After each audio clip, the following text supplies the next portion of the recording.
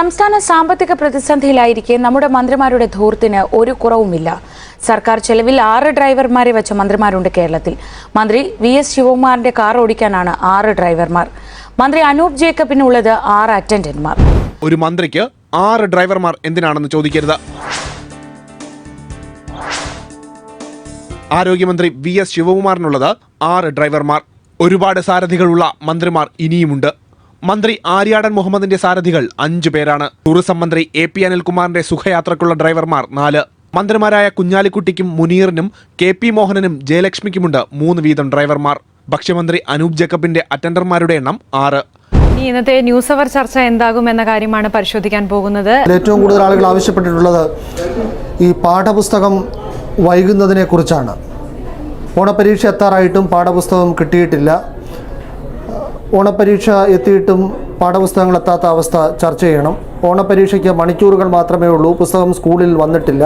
വൈദ്യുതി നിരക്ക് കൂട്ടേണ്ടി വരുമെന്ന് വൈദ്യുതി മന്ത്രി ആര്യാടൻ മുഹമ്മദ് പറഞ്ഞു. തീരുമാനം മന്ത്രിസഭാ യോഗത്തിന് ശേഷം ഉണ്ടാകുമെന്നും KSEBിക്ക് പ്രതിമാസം 75 കോടി രൂപയുടെ നഷ്ടമുണ്ടെന്നും മന്ത്രി തിരുവനന്തപുരത്ത് ഏഷ്യാനെറ്റ് ന്യൂസിനോട് പറഞ്ഞു.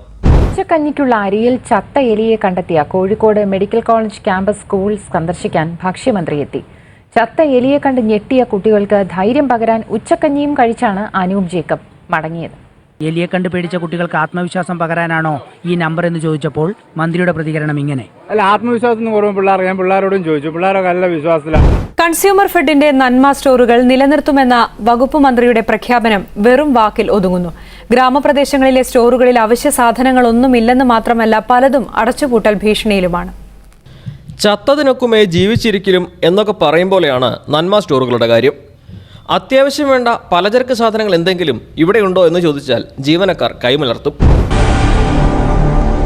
സ്കൂളുകളിലെ ശുചിമുറികളുടെയും കക്കൂസുകളുടെയും ശോച്യാവസ്ഥയുടെ നേർക്കാഴ്ചകൾ, മൂത്രമൊഴിക്കാൻ പോലും ആകാതെ അടക്കി പിടിച്ചിരുന്ന് പഠിക്കുന്ന വിദ്യാർത്ഥികളുടെ ശബ്ദം, നേരിന്റെ ഈ ദൃശ്യങ്ങളും ശബ്ദവും ഞങ്ങൾ പകർത്തി.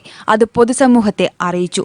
ഉന്നത വിദ്യാഭ്യാസ രംഗത്ത് മികവ്, ആരോഗ്യ കേരളം മാതൃക, ഇതൊക്കെ എവിടെയോ പിഴച്ചെന്ന് ദൃശ്യങ്ങൾ വ്യക്തമാക്കി. ഒന്നും മിണ്ടാതിരിക്കാനും നടപടിയെടുക്കാതിരിക്കാനും നിവർത്തിയില്ലാതായി അധികൃതർക്ക്. വാർത്ത വന്ന ദിനം തന്നെ വിദ്യാഭ്യാസ മന്ത്രിയും ആരോഗ്യമന്ത്രിയും പ്രതികരിച്ചു.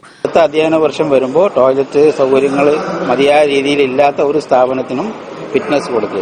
സ്വപ്നതുല്യമായ പദ്ധതികളുണ്ട് കേരളത്തെ രക്ഷിക്കാൻ. ഞാൻ എല്ലാം പറയുന്നില്ല, സസ്പെൻസ് പോകും. ഇങ്ങോട്ട് വന്നേ നീ, എന്നിട്ട് ഇങ്ങോട്ട് നിന്നേ നീ.